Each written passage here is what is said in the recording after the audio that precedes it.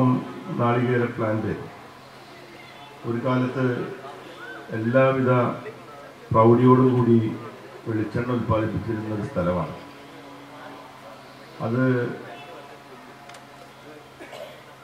കെടുകാര്യസ്ഥത കൊണ്ടും പല കാരണങ്ങൾ കൊണ്ടും ആ സ്ഥാപനം നശിച്ചു പോകുന്ന സാഹചര്യമാണ് ഉണ്ടായത്.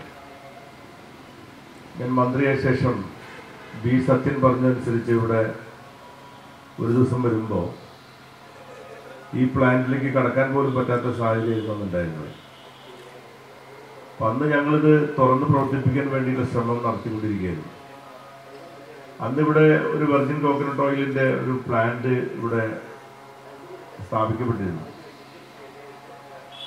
അപ്പോൾ ആ പ്ലാന്റ് എന്താണ് പ്രവർത്തിക്കാത്തതെന്ന് അന്വേഷിച്ചപ്പോൾ ആ പ്ലാന്റ് നടത്താൻ ആവശ്യമായിട്ടുള്ള ഒരു സാങ്ഷനും ഇല്ലാതെയാണ് ആ പ്ലാന്റ് ആരംഭിച്ചിരിക്കുന്നത്. മെഷീനറി തന്നെ പ്രവർത്തിക്കുന്നില്ല. ഈ കോർപ്പറേഷൻ ആണെങ്കിൽ 10-14 കൊല്ലത്തെ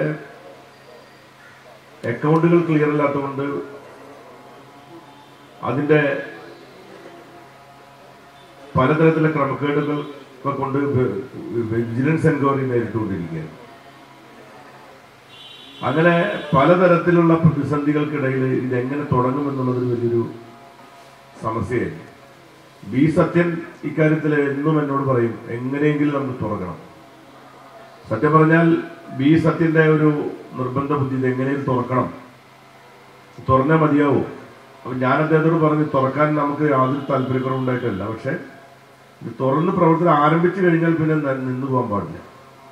ആ രീതിയിലുള്ളൊരു രീതിയിൽ ചെറിയ തോതിലാണെങ്കിലേ തുടങ്ങാൻ പറ്റുള്ളൂ, അല്ലാതെ വീണ്ടും വെറുതെ നമ്മൾ തുടങ്ങിയിട്ട് കാര്യമില്ല. അങ്ങനെ പല ഘട്ടങ്ങളായിട്ട് ആലോചിച്ചിട്ടാണ് നമ്മൾ പല പ്രോജക്റ്റുകൾ എന്നുമെല്ലാം ആലോചിച്ചിട്ടാണ് ഈ വീണ്ടും ഉരുക്ക് വെളിച്ചെണ്ണ നിർമ്മിക്കുന്നതിന് വേണ്ടിയിട്ടുള്ള ഒരു ചെറിയ പ്ലാന്റ് ഇവിടെ തുടങ്ങി വയ്ക്കാം. അതോടൊപ്പം നാളികേര വികസന കൗൺസിലിൻ്റെ നേതൃത്വത്തിൽ ഒരു വർഷം 15 ലക്ഷം തെങ്ങിൻ തൈകൾ ഉൽപ്പാദിപ്പിക്കുന്ന ഒരു വലിയ പ്രോജക്റ്റ് നടപ്പാവാണ് ഈ 19. അതിലൊരു പ്രധാനപ്പെട്ട ഇത് ഉൽപ്പാദിപ്പിക്കുന്ന ഏജൻസിയായി നാളികേര വികസന കോർപ്പറേഷൻ അതിനകത്ത് ഉൾപ്പെടുത്തിയിട്ടുണ്ട്. അപ്പോൾ ഇവിടെ നാളികേര തെങ്ങിൻ തൈകൾ ഉൽപ്പാദിപ്പിക്കുന്ന ഒരു കേന്ദ്രം എന്ന നിലയിലേക്ക് ഇതിനെ വളർത്തിയെടുക്കാം. ആദ്യഘട്ടം എന്ന നിലയിലൊരു ഉരുക്ക് വെളിച്ചെണ്ണ പ്ലാന്റ് നമുക്ക് നിലവിലുള്ള കമ്പനിയുടെ ആ പ്ലാന്റ് കൂടി ഉണ്ട്. ആ പ്ലാന്റ് തുടങ്ങാൻ പറ്റാത്ത രീതിയിൽ ആ കമ്പനിയാണെങ്കിൽ ഇത് ഏൽപ്പിച്ചു കൊടുത്ത കമ്പനി ഇത് നന്നാക്കി എടുക്കുന്നതിന് താല്പര്യപ്പെടുത്തില്ല. അവർ അഗ്രിമെന്റ് ക്യാൻസൽ ചെയ്ത് പോയി. അങ്ങനെ അവസാനം പിന്നെ പുതിയ MD വന്നതിന് ശേഷമാണ് ഈ നിലവിലുള്ള പ്ലാന്റ് എല്ലാം പൂർണ്ണമായി റീപ്ലേസ് ചെയ്യുന്നില്ലെങ്കിലും അത് പ്രവർത്തനക്ഷമമാക്കുന്ന രീതിയിലേക്ക് എത്തിച്ച് ഇപ്പോൾ അത് കറണ്ടെല്ലാം കിട്ടി അത് ഇന്ന് തുടങ്ങാം. ചെറിയ തോതിലുള്ള തുടക്കം കുറിക്കണമെന്നുള്ളത് ഒരു വാശിയായിരുന്നു.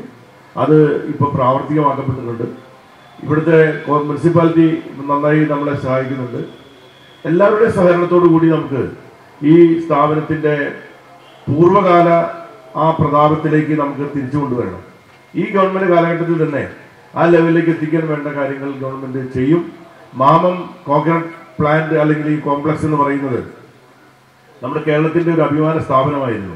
ഇത് ശിവരാത്രി ദിവസം കൂടി ആയതുകൊണ്ട് ഐശ്വര്യപൂർണമായ ഈ ദിവസം തന്നെ ഇതിൻ്റെ ഔപചാരികമായ ലോഞ്ചിങ് നിർവഹിക്കപ്പെട്ടതായി അറിയിച്ചുകൊണ്ട് ഞാൻ എൻ്റെ ഉദ്ഘാടന പ്രസംഗം ഉപസംഹരിക്കുന്നു. നിങ്ങൾക്ക് എല്ലാവർക്കും നമസ്കാരം.